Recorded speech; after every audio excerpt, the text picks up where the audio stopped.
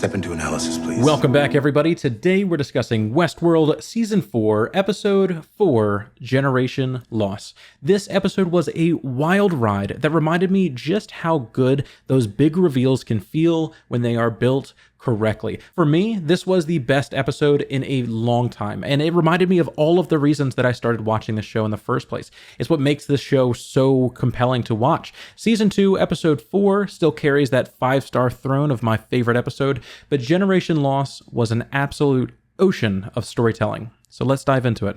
The episode begins with Maeve calling Caleb's name. This immediately reminded me of how hosts have been woken up since the start of this series, with us hearing the conversation before it was revealed who was talking. Of course, this is building to the larger reveal later and kind of giving, us, like the dedicated viewers, that little hint that, hey, this is about to happen for the grand reveal later that, of course, Caleb was a host. We see Maeve and Caleb working together in a time directly after the Great Rage Against the Machine, finding that Rehoboam had multiple locations spread across the world, which makes complete sense. Remote backups are basic IT management 101.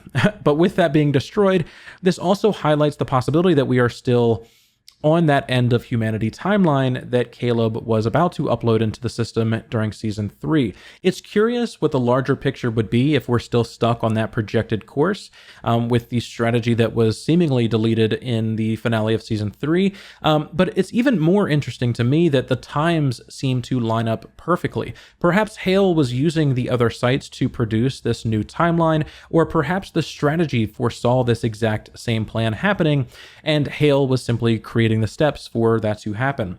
Regardless, Maeve and Caleb expertly take out the last bit of Sirach's grand design, and Caleb takes a bullet.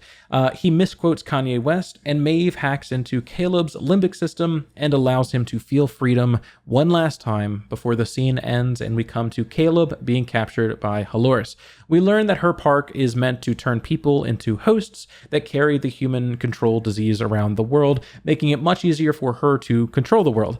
Everyone that comes into the new Roaring 20s park will have a gay old time and leave with that little parting gift of an infection. This plan of attack is essentially genius because it also targets the most deserving of her heinous plot first. Those still willing to come to the park and abuse human-like robots for their enjoyment. Ultimately, it doesn't matter. I just want to kind of point that out because I think that that's cool. William reveals that he killed all of Maeve's crew, leaving her the final host that opposes them, from her team, at least. Bernard and Stubbs are very much alive and about to wreak havoc on Hale's plan in, 20 years or so. Maeve fist fights William, makes a break for it, and we come back to the control room.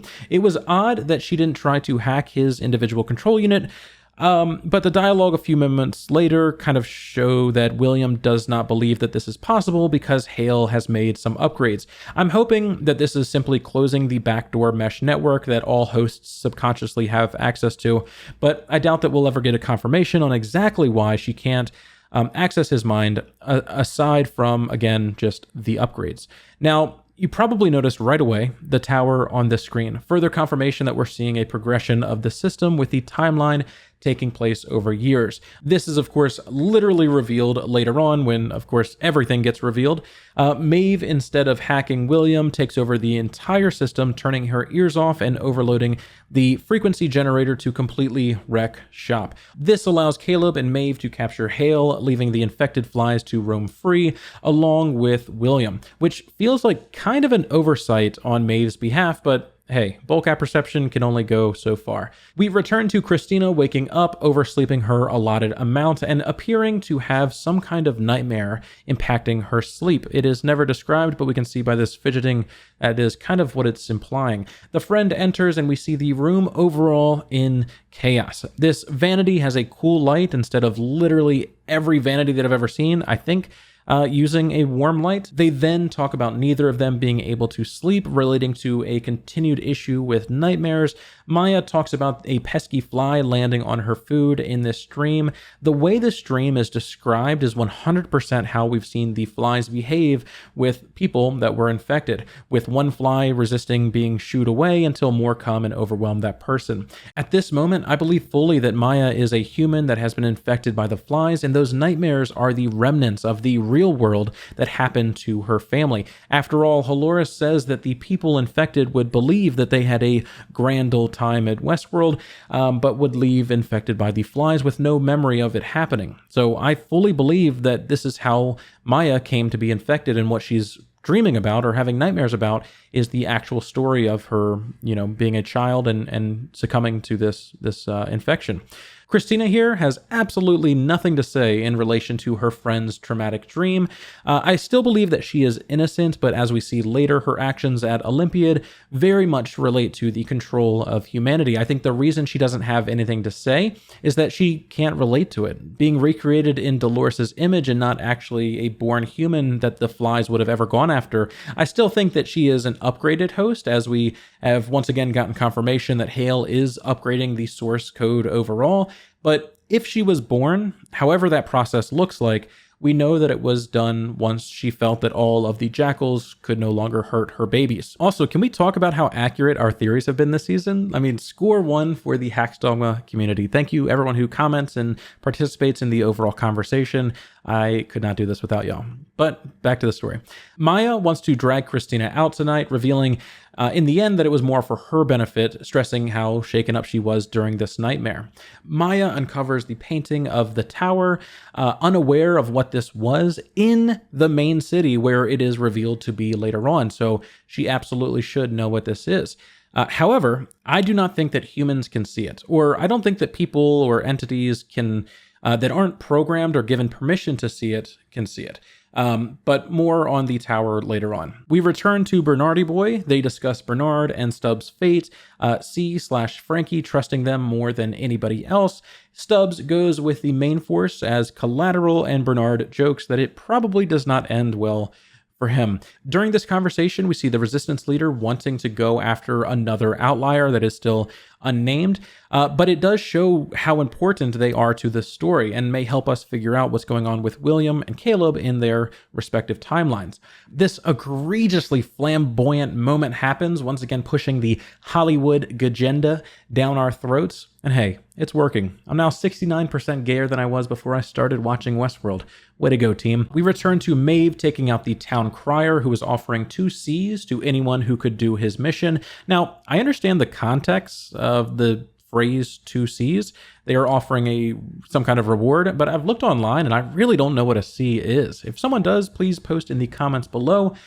Because I could not find the origin of that term. The sound once again starts and Caleb is immediately affected. They focus on the telephone pole here, and I think this points to the reason that these streetlights look the way that they do is because these are relays. All over the place, they receive this frequency and send it further and further out until it can reach the humans that are that they need to control. Now, Maeve and Caleb are trying to escape, and the system is forcing humans to attack them. We get a little teaser about his resistance to the frequency when he is ordered to shoot Maeve, but is interrupted by someone stabbing him. Back in the future, C avoids detection from a drone that was searching for anomalous behavior in the desert.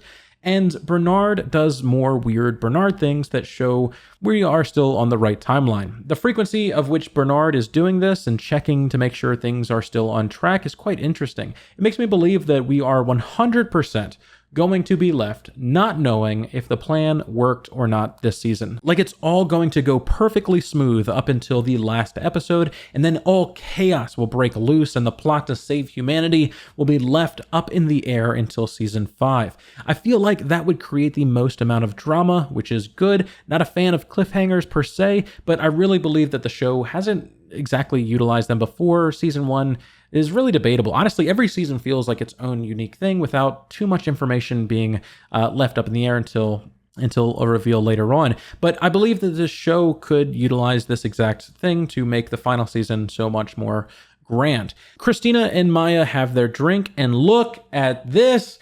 Christina drops her can for the only man that matters. Good old Teddy. The boy designed to lose, finally with the woman of his dreams. My heart cannot take it. If Teddy dies this season, I am not renewing my HBO subscription. I don't want to make ultimatums with billion-dollar conglomerates, but I said what I said. Don't do my boy dirty this time. Unless, of course, this isn't the real Teddy, or unless I forget that I said this, both very possible. Our golden boy has Riz coming out of his pores, and they toast Christina and her path regardless of where it leads.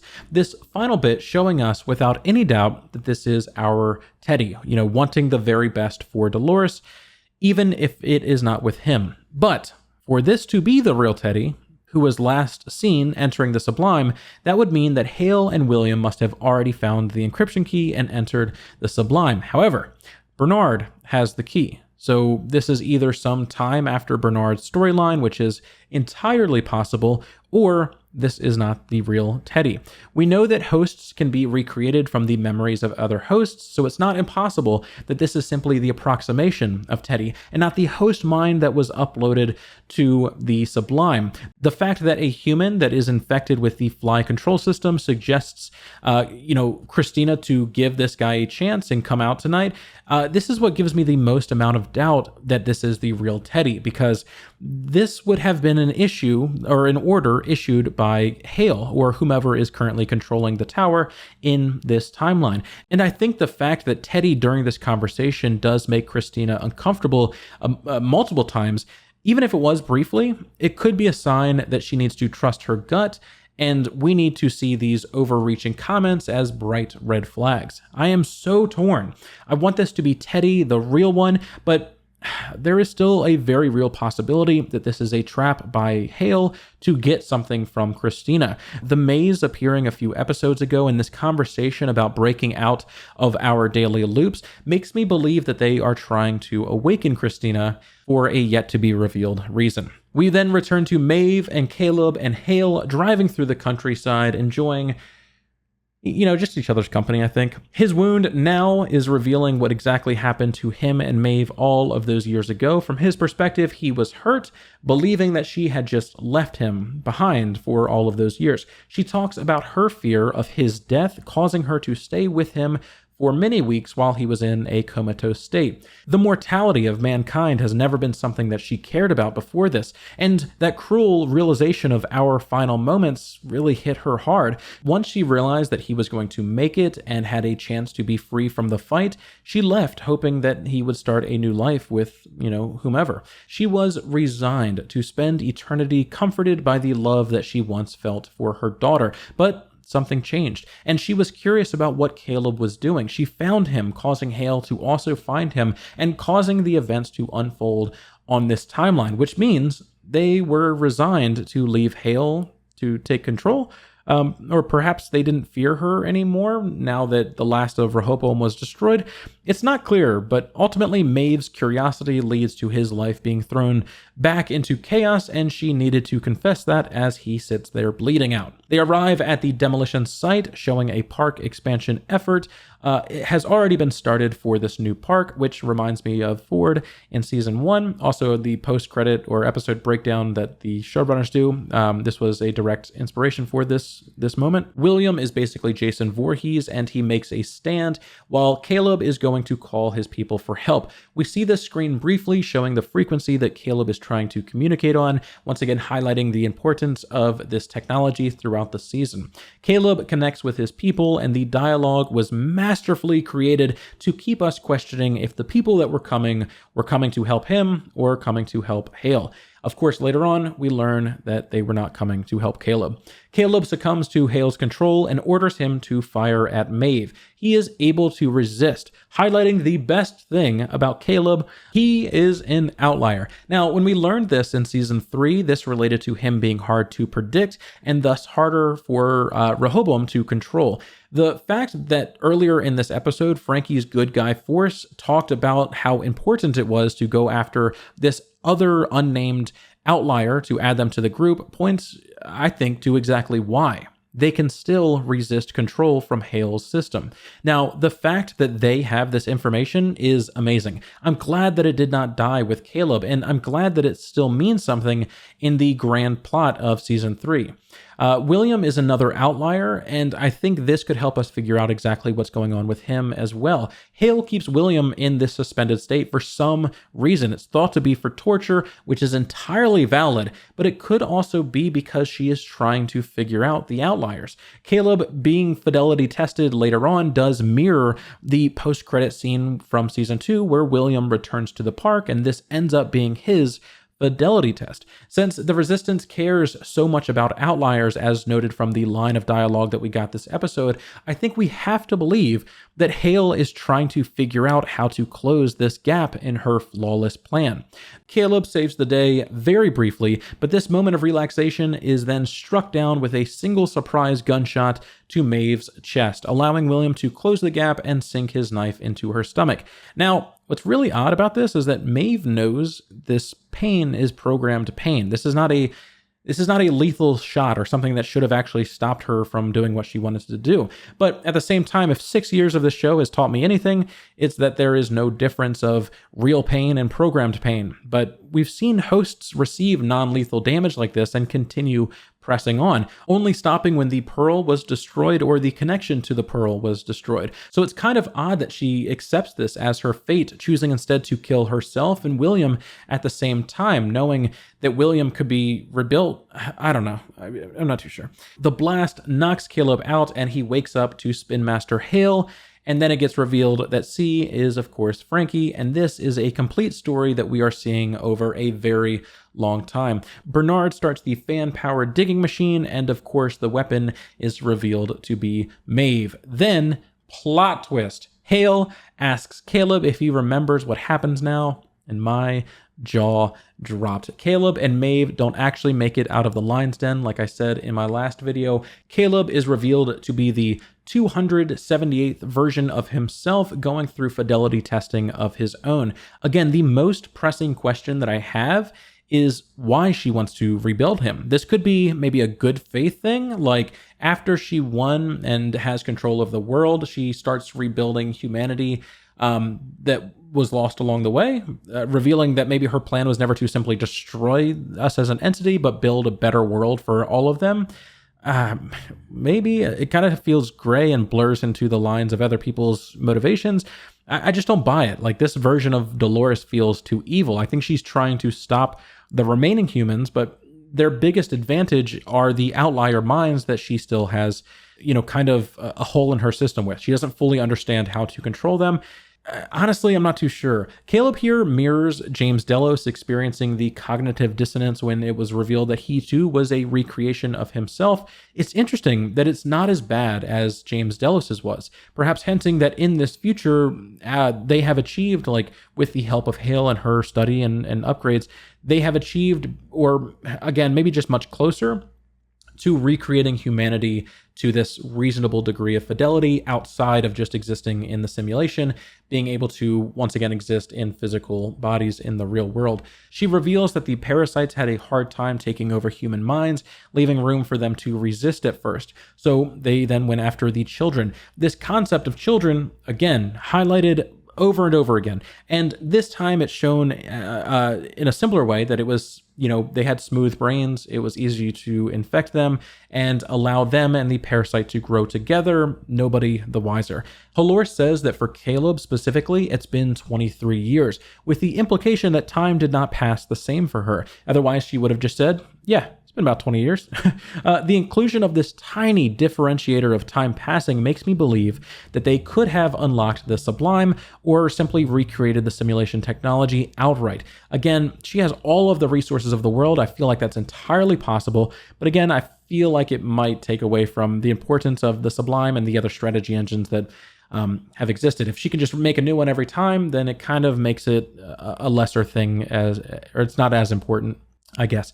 My point is, it could exist. The simulation technology could exist once again in her world. She had created it, and she has been running timelines of her own, which would be exactly how time did not pass in a linear fashion for her. Thus, the reason that she said, hey, Caleb, for you, it's been 23 years. The scene changes and we have the reveal of Maeve being uncovered. The last little bit shows Caleb making a run for it, entering a busy city full of people for the greater reveal that everybody was under Halors's control. This is also when we get the reveal that their base of operations was the Olympiad building and not the tower, which is another entity close by. Again, I believe that he can see it because he's a host and because he has specifically been given permission to see it. The tower itself is in the same relative position to the Statue of Liberty, which I think symbolically highlights the death of humanity's freedom. It's also interesting that the base of this kind of looks like a maze with no clear pattern as to why these barriers, or I'm thinking maybe these are storage containers. I'm not too sure. We still do have to figure out where all of the outliers that Serac put in cold storage are actually located, and it would be pretty interesting if that storage comes in the form of this, but again, I'm not too sure. I just want to say this looks like a maze. But with that, we come to the end of the video. Please let me know if I missed any major points or theories for this episode. I think it presents a lot more to consider for the grand scale of this story, but so far we are pretty spot on with our predictions, and I could not do that without your involvement. This community has grown so very much, and I love that I'm a part of it. Special shout out to the top tier patron over on Patreon, Michael Link. If you'd like to show your support for this channel just for the Westworld season or more, please consider joining today and signing up to get your name called at the end of each review. If you have not yet, also hit that subscribe button as we are working our way to 50,000 subscribers before the end of the Westworld season. Much love, everybody, and I cannot wait to talk to you all again soon.